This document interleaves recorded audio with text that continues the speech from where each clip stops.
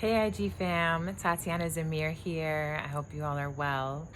I'm currently in this beautiful land of Costa Rica. At the moment, I'm in Manuel Antonio. I'm in my 5th month here this year.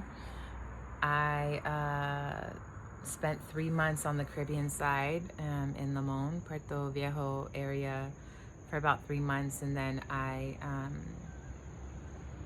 have spent 5 weeks traveling around the Pacific side. And in a nutshell, I decided to spend this much time here because, like many, 2020 was a mother. It was so hard. It was the last 6 months I went into a depression, and it was definitely some of the hardest months of my adulthood. Probably the hardest, I don't know. It was rough. And I really, I needed some love. I needed some grounding. I needed nature. And I'm grateful that I was in a position to be able to take this time and give it to myself and do some remote work, but also to just take time to be and to live and to breathe and to figure things out. So, just as my time is wrapping up, I've just been thinking, like, what have I learned since I've been here? What have been the benefits of being here? And there's so many. And there's one story, I guess, that I would like to share with you guys. I shared it recently in a women's space group circle I'm a part of, and a lot of folks found it really helpful, so I thought I would share it here just in case it's helpful for anyone listening. So when I was on the Caribbean side, the animals, the creatures, the bugs were all very present with me, like very present, and had a lot of messages.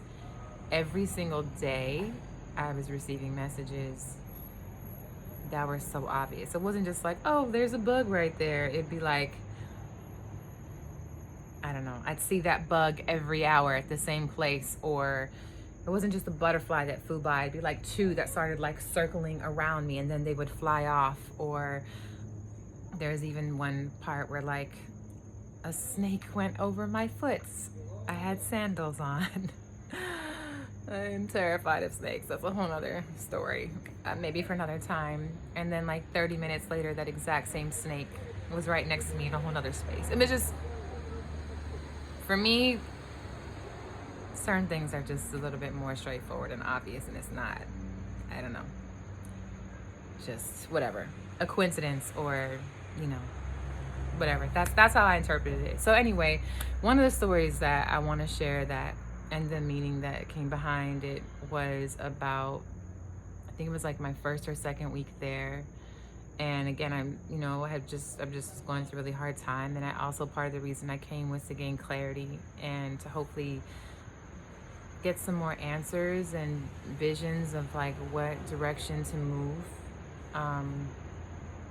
to help get me out of this really rough space that I was in. And this beautiful bird just came flying in my space really quickly. Okay, wait, let me explain my space at that time. So, there's a lot of outdoor living in Costa Rica, or at least half maybe partial indoor, partial outdoor. So my bedroom and my bathroom was inside, and when you walked out, my living room and kitchen was outside. So the outside part, there's really only one wall. There's one wall that connects the bedroom to the patio, living room, kitchen area. But otherwise, it's completely open. Like how this is open right here, it was open all around me, into the jungle, as far as you want to go. And this bird came flying in, and I can tell it just got a bit disoriented pretty quickly. And it just started like hitting this one wall, over and over, like just hitting it, flying. And I just was watching it like, bird, like just chill for a minute, just rotate any direction. Like you could have moved any direction and flown straight, and there would have been open, vast space. But instead, this bird just kept hitting itself against the wall. And then eventually it kind of like turned. But I think at that point it was just so disoriented from like bumping itself up against the wall over and over. And there was a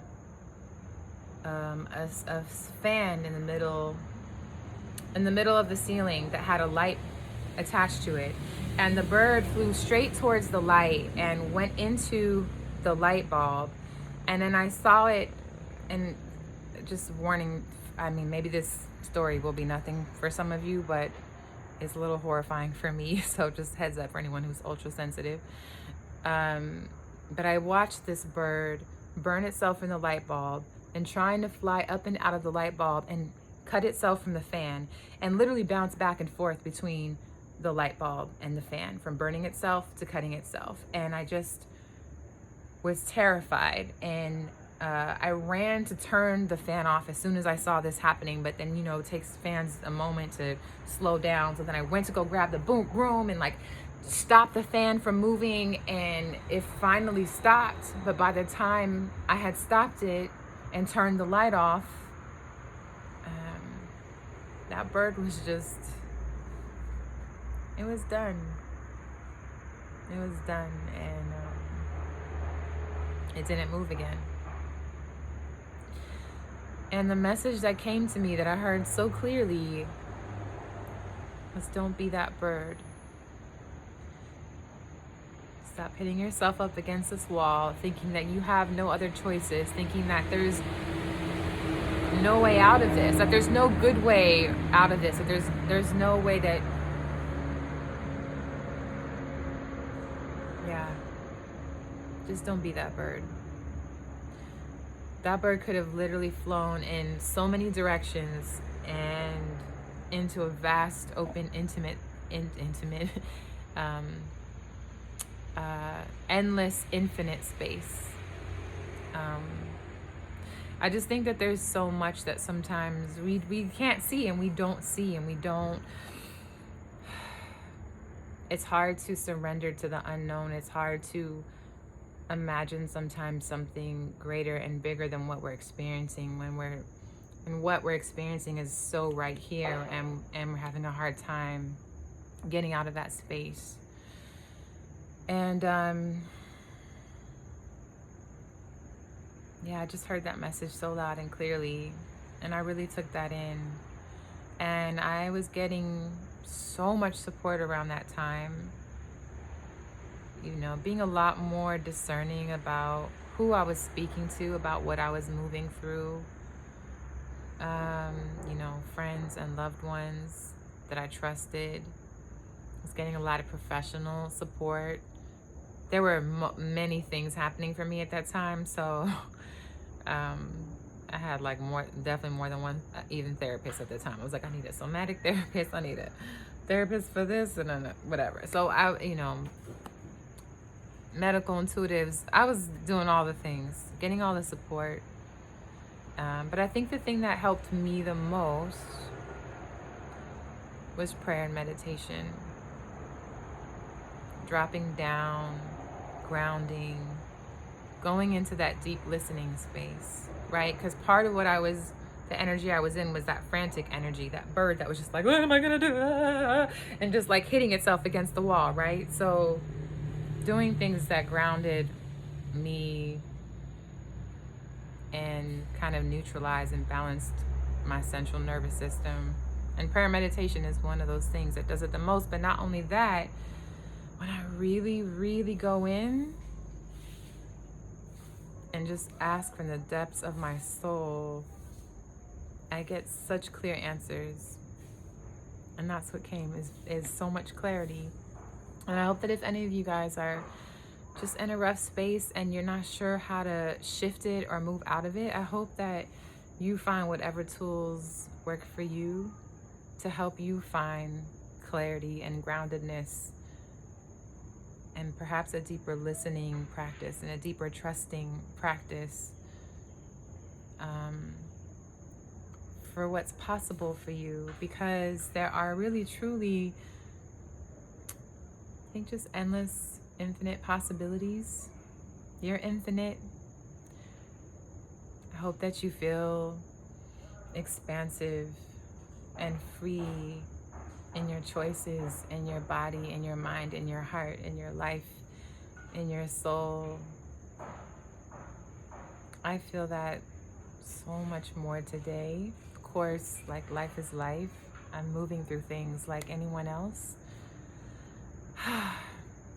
But there was a time where I really just was so stuck and could not see anything, and now I feel like I see so much possibility, and I feel so much possibility and so much joy and freedom in a way that I haven't in a really, really, really long time. And so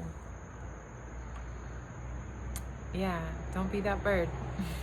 Don't be that bird. There's so, be the bird that